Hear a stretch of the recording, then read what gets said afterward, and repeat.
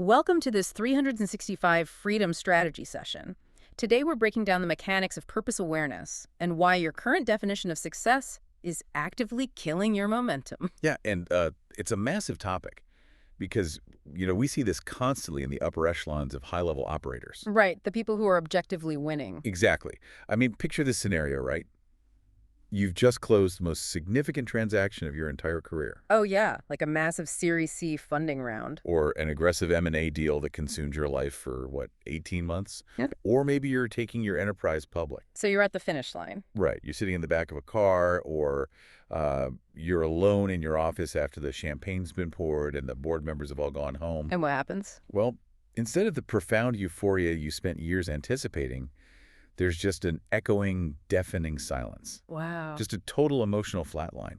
We operate under this assumption that hitting the apex of our strategic goals is going to result in this massive psychological payoff. It doesn't. For a staggering number of high performers, no. The engine simply cuts out. That silence in the back of the car is terrifying for an operator. Oh, absolutely terrifying. Because it violates the basic contract we think we sign when we start building, right? Right. The contract that says effort equals reward. Yes, exactly. So let's deconstruct the first major failure point in this architecture, which is the metric empty nest phenomenon. I love that term, metric empty nest. Right. What we're analyzing here is the micro story of the executive who spends, say, a decade optimizing for a very specific set of numbers. They're just obsessing over EBITDA margins, right? EBITDA, user acquisition costs, total headcount, market share, all of it. They assume that checking off those numeric targets is the objective definition of scaling. And they usually execute flawlessly. They do. They acquire more reach, they get more capacity, more market dominance, and yet the resulting state is not satisfaction. No, it's a profound emptiness. Emptiness coupled with a highly specific fatigue. And I want to emphasize this for you listening. It's a fatigue that sleep absolutely cannot fix. Yeah, we have to get highly analytical about the neurobiology of that specific fatigue because, it's not what you experience after a grueling week of product launches. Right, or like a supply chain overhaul. Exactly. Physical and cognitive tiredness, that's a linear equation. You exert effort, your resources deplete, you rest, your system resets, and you return to baseline. Ready to execute again. Right. But the fatigue associated with the metric empty nest is systemic. It's an exhaustion that compounds aggressively. Even when you're resting. I mean, even while you're on a 2-week vacation in St. Bart's, you're exhausted. It's rooted in what neurologists might describe as a chronic dopamine prediction error. Combined with heavy allostatic load, right? Exactly. You're running at absolute maximum capacity toward a target that your core value system doesn't actually recognize as meaningful. So you're faking it biologically. Basically, yeah. You're essentially burning massive amounts of neurological energy just to constantly convince your own brain that the metric you're chasing matters. Let's test that mechanism. Right. Because I think people confuse the thrill of the chase with actual systemic alignment. Well, they definitely do. It reminds me of the Tetris Effect in cognitive psychology, or honestly just the game of Tetris itself. Okay, yeah, walk me through that. So you spend all this intense, hyper-focused energy arranging the blocks perfectly, right? You clear 4 lines at once, boom, you hit your quarterly target. Feels great for a second. But what happens? You don't win the game. The board just resets, the blocks start falling faster, and the cognitive demand increases. Right, there's no winning Tetris. Exactly. You're clearing lines not to win, but just to stave off losing for a little while longer. That's a brutal analogy. But it's true. The metric empty nest happens when you clear the board and realize the game itself has no win state, it just has a faster fail state. It's like, let me give you another one. It's like climbing a mountain in record time, right? You're beating all your competitors to the summit. Setting the pace. Yeah, setting the pace, pushing your body to the limit. You get to the top, plant your flag, look around, and realize you're looking out from the wrong peak. Oh, man. That's it right there. So why does the human operating system register that achievement as a void instead of a victory? Because you're experiencing a catastrophic collision. A collision between your biological reward pathways and your actual unarticulated values. Right. Culturally, and especially in hyper-competitive business environments, we operate under this unexamined consensus that more is always a proxy for better. More revenue, more staff, more leverage. Yeah. We map our core identity, our fundamental sense of utility in the world, to arbitrary external performance milestones. But you can't trick your own brain forever? No, your internal operating system cannot be tricked indefinitely. If your entire identity is structured around being the founder who scales past 50 million in annual recurring revenue, what functionally happens to your identity the morning after you hit 51 million? The chase is over. The chase, which was providing the artificial dopamine, is terminated. The identity structure you relied on to fuel your executive function suddenly lacks a power source. You cleared the Tetris lines? You clear the lines, the screen is momentarily empty, and the internal requirement for actual meaning is completely starved. Because the external metric was just synthetic fuel. And you just ran out. So the crushing fatigue isn't from the operational execution. The fatigue is the biological realization that the execution was functionally meaningless to your core human architecture. Exactly. You're exhausted because you realize you have to start a new, faster game of Tetris just to feel something. And you know deep down it's going to end exactly the same way. The metrics grew up and left the house, but the house itself is structurally hollow. That's perfectly stated. Which brings us directly to the sequencing error that creates this void in the first place. We're looking at the operational trap of prioritizing the how before the what for. Yes, and this is where we see the most aggressive wealth builders and entrepreneurs systematically compromise their own enterprises. And when we say they fail, we're not necessarily talking about bankruptcy, are we? No, we're talking about personal and systemic collapse despite financial solvency. Right. They focus obsessively, almost exclusively on the mechanics of growth. They're, incredibly precise about leverage, margin optimization, tax strategy, talent acquisition. But they rarely stop the machine. They never stop the machine to define what exactly they're optimizing for. They are running a highly efficient engine with absolutely no coordinates. Consequently, they inherit their definitions of success from their immediate environment. Yes. I really want to isolate that concept for a second.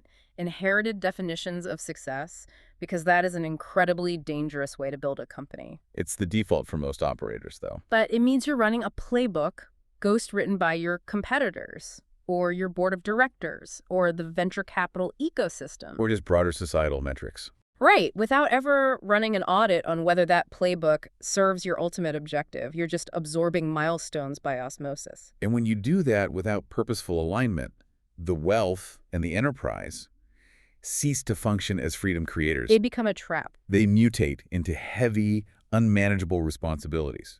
You end up as the chief maintenance officer for a massive, complex machine that you actively resent. Okay, but I've got to push back hard on this premise for a minute. All right, let's hear it. Because if I'm a CEO sitting in a boardroom right now, or an operator fighting through a brutal market contraction, this all sounds dangerously philosophical. Sure, it can sound that way. I mean, isn't an obsessive focus on the how simply the cost of admission to play at a high level? It's necessary, but it's not the first step. But if you don't ruthlessly figure out the mechanics, the unit economics, the supply chain, the cash flow, you never secure the resources to even entertain a conversation about your what for. I hear that argument constantly. Right, because purpose doesn't make payroll. Purpose doesn't satisfy an activist investor who wants returns yesterday. True. So doesn't the how absolutely have to dominate your priority matrix purely out of survival and momentum? I mean, isn't focusing on the how just practical business sense? Well, that's the exact rationalization that keeps brilliant operators trapped in a cycle of diminishing returns. How so? It's a highly logical defense mechanism, I'll give you that. Yeah. But it contains a fatal structural flaw. Which is? If you refuse to define the what for first, your how becomes wildly inefficient and ultimately unsustainable. Okay, unpack that. When you look at operators who are constantly battling executive dysfunction or who feel entirely scattered despite having top-tier talent around them, it's almost never a deficit of discipline. They're usually highly disciplined people. Extremely disciplined. But it's a fundamental disconnect from purpose. When your core drive is hollow, you end up constantly negotiating with distractions. Because everything looks like an opportunity. Exactly. You're relying on sheer brute force willpower to execute daily tasks because the overarching vision exerts zero gravitational pull on your actions. Let's break down negotiating with distractions in a real-world context, because we're not talking about, checking social media during a meeting. No. We're talking about high-level, extremely expensive distractions. Precisely. In the absence of a defined what for, every single opportunity looks like an imperative. You feel like you have to do everything. You acquire a tangential company because the multiple looks good, even though it dilutes your core focus. Or you launch a new product line because a competitor did. Right, completely fragmenting your engineering team's bandwidth. These are massive strategic distractions masking as growth. And you just white-knuckle your way through them. You try to, but when you establish a concrete, unshakable what for, the dynamic reverses. You don't have to force execution. The clarity of the objective pulls you through the friction. Yes, the mechanics and the cash flow are critical, obviously, but prioritizing them without a foundational purpose is like optimizing the aerodynamics of an aircraft without programming the navigation system. Oh, that's good. You'll burn fuel incredibly efficiently while flying thousands of miles in the wrong direction. All right, I concede that point. If the navigation system is blank, the speed of the aircraft is irrelevant. Or worse, it's actively detrimental. You just crash faster. Exactly. The what for provides the directional integrity that makes the speed matter at all. Precisely. So if obsessing exclusively over the mechanical how constructs this trap of meaningless, heavy responsibility, we have to look at the mechanics of the solution. We do. We have to pivot. We have to analyze the operational deployment of purpose awareness as the absolute bedrock of a sustainable financial and professional identity. The fulcrum of this shift is arguably the most clarifying, destructive, and reconstructive question an operator can ask themselves. It's the moment in the analysis where the fatigue hits critical mass, right?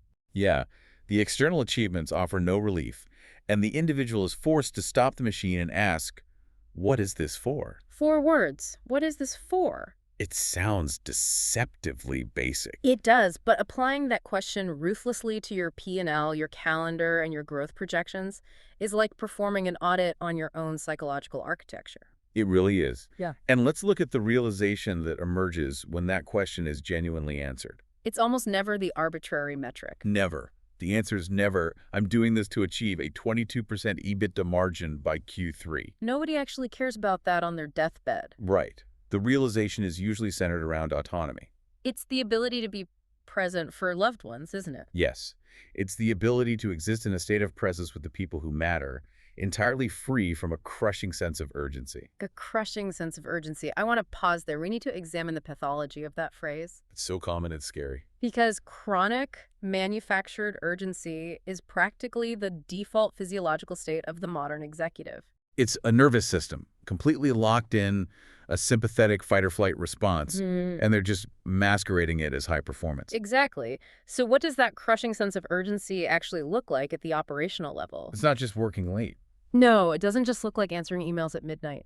It's much more insidious than that. What does it look like to you? It looks like sitting at a negotiation table, or honestly, even at your own family dinner table, and being entirely compromised. Physically present, but mentally gone. You're physically taking up space in the room, sure, but your cognitive bandwidth is heavily tethered to a perceived crisis 3 time zones away. Right, your mind is just spinning on a supply chain issue in Asia. It's the inability to distinguish between a routine operational friction and an existential threat to the enterprise. Because when you lack a defined purpose, everything feels like an existential threat. Yes.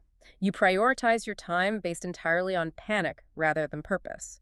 You're a purely reactive entity, just constantly playing defense against your own ambition.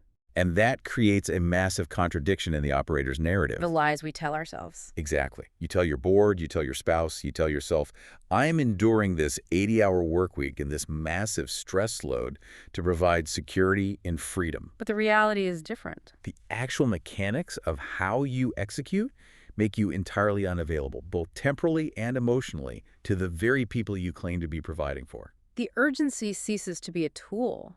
It becomes an addiction. It becomes the only way you know how to generate energy. If there isn't a fire, you don't know how to work. So how does reconnecting with the deeper heartbeat of your work change that? It alters the energetic signature of your decision-making. Okay, unpack energetic signature. When you clearly define that your ultimate objective is, for example, sustained presence and autonomy, you stop allowing artificial manufactured urgency to dictate your resource allocation. You start saying no. You start building structural boundaries, not because you're pulling back from the work or getting lazy, but because protecting your cognitive presence becomes your primary strategic directive. That is a profound recalibration. It's a shift from performance to presence. That's not a time management hack. No, that's a complete restructuring of your operating system. When the underlying motivation pivots away from comparative performance, that endless, unwinnable cycle of needing to outscale the competitor. Out-earn your peers. Right, or constantly beat your own last quarter. When that stops being the main driver, the ambient pressure just dissolves. You step off the treadmill. Because you recognize the treadmill isn't plugged into anything. The pressure vanishes because you're no longer participating in a game designed to have no finish line. And the result of that is a state of psychological stability that feels like, well, it feels like coming home to your own identity. I love that. Identity feeling like home. And that serves as the critical transition point in this analysis, right? It does. We have to move from understanding purpose awareness as a theoretical framework to executing the actual identity transformation it requires and produces. Because you can't just slap this on top of a broken system. No, you don't simply patch purpose awareness over your existing flawed operating system. It demands a complete rewrite of who you are being in the world while you execute your strategy. So we're deconstructing the required evolution from the identity of a striver to the identity of a steward. Yes. This is the core architectural difference in sustainable wealth building. Let's map out the mechanics of the striver first, because the striver operates entirely from a foundation of scarcity, don't they? They really do. If we examine the baseline code of the striver, the fundamental, often unconscious premise is, I am currently insufficient. Wow, I'm insufficient. The striver is trapped in a perpetual state of auditing their own worth and trying to prove it to external parties. So they're proving it to the market. The market, their investors, their industry peers, or even deeply internalized critics like parents or old mentors. So every action is propelled by fear. Exactly. Fear of irrelevance, fear of failure, fear of market contraction, fear of eventually being exposed as an imposter. The imposter syndrome is huge there. They operate as if they are constantly hunting, constantly chasing.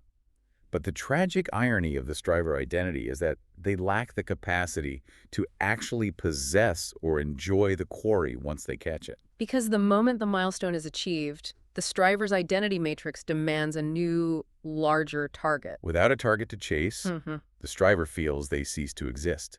It's a highly corrosive, relentless feedback loop built on conditional self-worth. It's a dark psychological profile, honestly, but it is rampant in the C-suite. The striver is fundamentally running away from a deficit just as fast as they are running toward an objective. Which is why they're so exhausted. Exactly. But let's look at the alternative architecture. The steward. The steward operates from an entirely different center of gravity. It's an empowered identity. Right. The steward operates from the premise that their inherent value is already established. They aren't utilizing their company or their capital to prove their right to exist. They're utilizing them to provide utility and enact a vision. They lead from a state of internal alignment. Crucially, the steward views capital, enterprise scale, and market influence not as a scorecard of their personal validity. Right, it's not about them. No, they view them simply as mechanical tools required to construct the reality they are aligned with. Which means wealth becomes a tool for the life they were meant to lead, rather than a heavy responsibility. Exactly.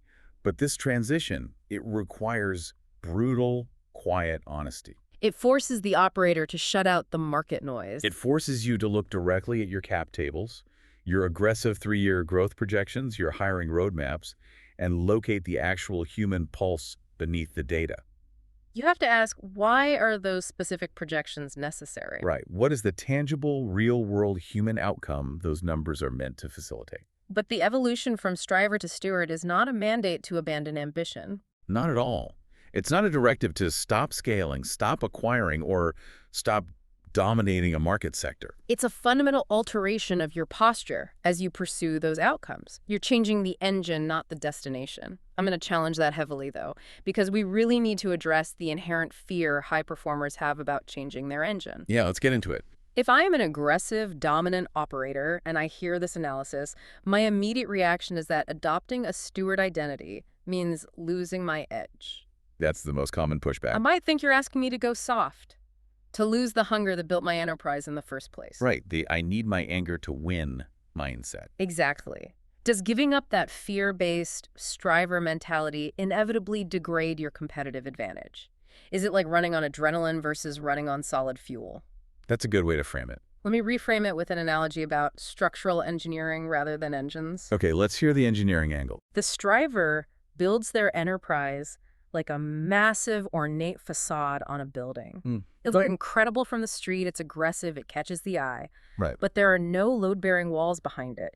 It's entirely supported by the constant, exhausting pressure of the striver holding it up from the inside. Oh, that's incredibly accurate. The moment a severe market storm hits, the facade fractures. The steward, on the other hand, builds load-bearing walls first, their purpose, their alignment. It might not look as flashy during the construction phase. But it can bear immense weight. So my question is, does shifting to the steward mean you stop building skyscrapers, or does it just mean you stop building fragile ones? Let's test that.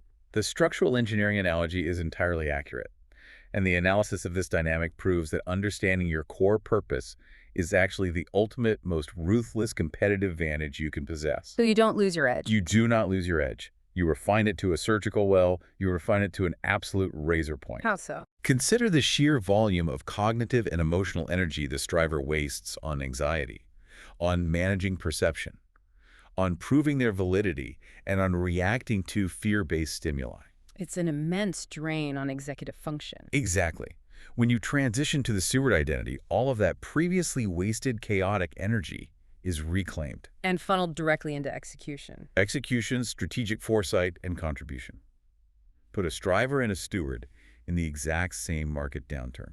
Okay, let's say a 30% market drop. Right. The competitor running on the striver's fear-based adrenaline is going to make erratic, defensive, highly emotional decisions. Because their actual sense of identity and self-worth is under attack by the market conditions. Yes. The steward experiences the exact same market contraction, but they remain highly analytical, objective, and strategic. Why? Because a dip in quarterly revenue is just a math problem to the steward. It's not an indictment of their value as a human being. That's a phenomenal distinction. Their identity is safely anchored in their overarching purpose, entirely insulated from temporary market fluctuations.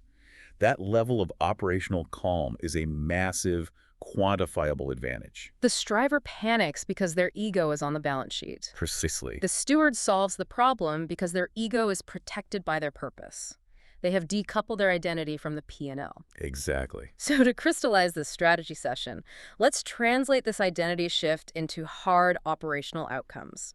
We need to detail exactly what happens to an organization and its leader when this level of true purpose is established. We're looking at 3 highly specific operational consequences. Let's deconstruct them sequentially because these are the measurable ROI metrics of doing the internal identity work. What's the first outcome? First outcome. Right. Strategic decisions become radically simplified. Simple is good. Yes. The analysis shows that when you have absolute clarity on what fundamentally matters to your core objective, the friction involved in saying no to what does not matter is almost entirely eliminated. We have to camp on this point for a moment, because decision fatigue is the silent, systemic killer of enterprise momentum. It paralyzes leadership teams. As a founder or a CEO, your primary job is essentially to make hundreds of micro and macro decisions every single week. Do we pivot the product roadmap? Right. Do we accept terms from this specific private equity firm? Do we expand into the European market? If you're operating from the scarcity of a striver, every single one of those decisions feels like a life or death scenario. You're terrified of saying no because you operate from a fear of missing out on potential revenue, even toxic revenue. Every opportunity demands a grueling, agonizing debate. But when you operate with purpose awareness, you've installed an ultimate binary filter. Walk me through an example of that filter in action. Okay, if your defined purpose is to build a self-sustaining ecosystem that allows me complete geographical autonomy and presence with my family. Okay, that's the what for. Right, and then a highly lucrative M&A opportunity arises that requires you to personally relocate and work 90-hour weeks for the next 3 years. The decision matrix takes 3 seconds. The answer is a hard no. The filter eliminates the debate, it bypasses the FOMO, and it drastically reduces the cognitive load on the executive team. It preserves executive bandwidth. You're no longer paralyzed by the infinite variables of what you could do because you're rigidly anchored in what you have chosen to prioritize. And this operational clarity feeds directly into the second measurable outcome, doesn't it? It does. A massive increase in systemic resilience. The breakdown here is that massive challenges cease to be viewed as existential threats. Right, they're accurately categorized as mere friction points on the trajectory toward a highly valued objective. Consider the psychological framing required to navigate a crisis.